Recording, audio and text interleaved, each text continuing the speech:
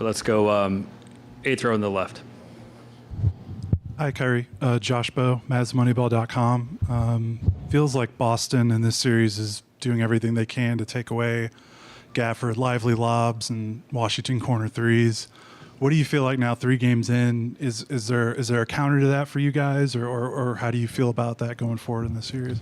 I mean, they're a good team. They're going to make adjustments. They know how much of our offense over the this playoff run has been predicated on getting easy looks for our bigs. So they've been taking it away, putting guards on the bigs and not really helping off them. A lot of one-on-one defense. So just about us finishing, and then hopefully that creates some space where we could throw the lob. Dwayne on the right. Dwayne Price, Mavs.com. Kyrie, when Luka fouled out, what was the mindset of the team, and also did you feel like at that time you had to take over the game? I mean, I don't think I really had a choice. It was unfortunate that the foul was called. Luka picked up his 5th and 6th, and I think in a matter of a 3-minute span or a 2-minute span. So it's tough, but we still had to figure out a way to win the basketball game. We put our best foot forward, especially being down 21. We easily could have packed up and folded, but we didn't give up. We kept playing, and the guys that were out there, we kept competing, and we felt like we gave ourselves a chance to win down the stretch. They obviously made some big plays, some big shots, so you got to give them credit. But we got to play the way we played, being down 21 the whole entire game, playing with that pace, playing with that pride. That's what's got us here today. But when you're going against a good juggernaut offensive team like the Boston Celtics, they're going to make you pay for mistakes, and you got to give them credit. Second row here on the left, Steve. Steve Ashburner at NBA.com. When Luka did foul out, I mean, you know what you have to do. The building kind of sagged. Did you search your teammates' faces and body language to make sure that they were up for, what was left of this game? Yeah, but it was a quick look. I mean, we're in NBA Finals. I'm not really thinking that I got to tell my guys that we still have a chance to win the game. We're only down by 3 points.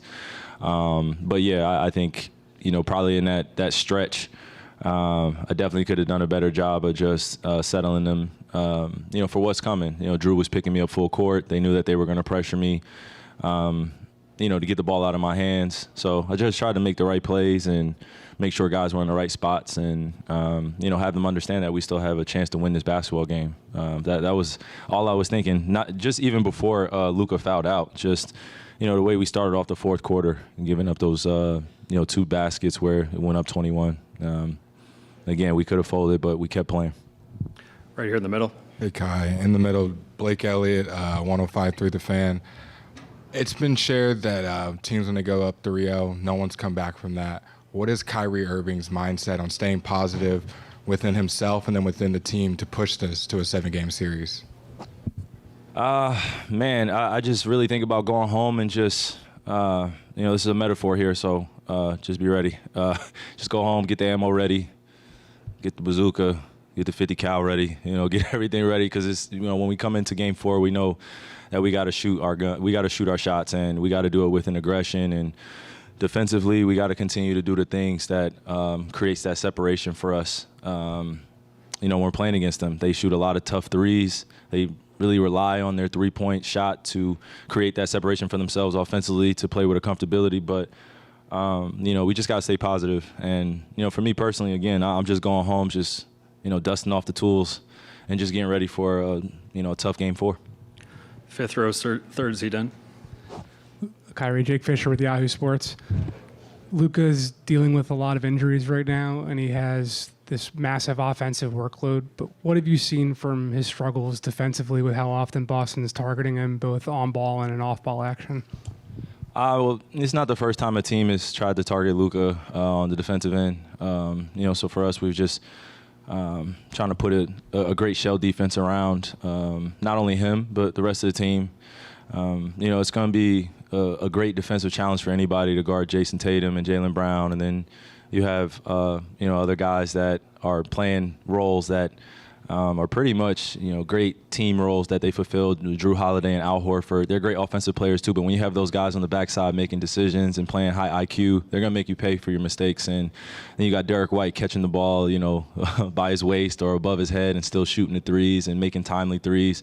So again, you got to give them credit, but I think still we have a belief that we can win one game at a time and take this series a little bit further.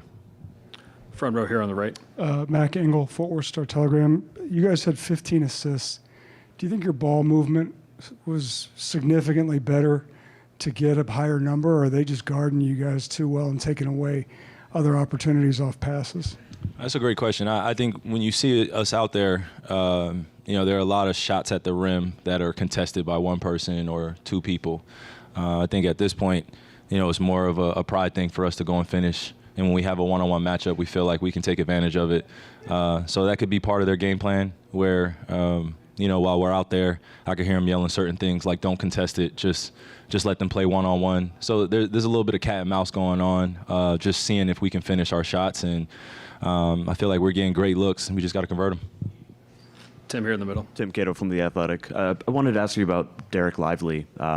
He talked about his games 1 and 2 were not, he felt, he described himself as just not being his best, overwhelmed by the moment. He's a 20-year-old who has played more minutes at his age than anybody in NBA Finals history.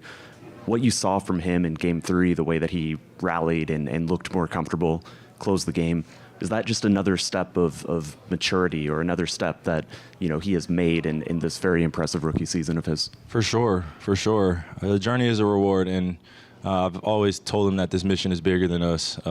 It's not just solely focused on this year. We have a future together where we're going to continue to grow as teammates. And for him to take accountability like that after Game 2 to be 20 years old, that's a big step. I definitely wasn't there emotionally or mature-wise. So he definitely deserves his flowers. And he rallied us tonight, came to the bench and just told us to keep believing. And when you have one of the youngest guys on the team, if not the youngest guy on the team, speaking like that, it's one of two choices. We can either follow his lead and, continue to ride his energy, or we fold up. And I think that we made the former choice, and we kept playing and kept competing, and it just wasn't enough. But I got to, give a big shout out to D-Live for just keeping us at bay and keeping us at peace, man. That was special. That was special. And those are moments that you remember forever and that you carry on as a teammate that can help you down the line.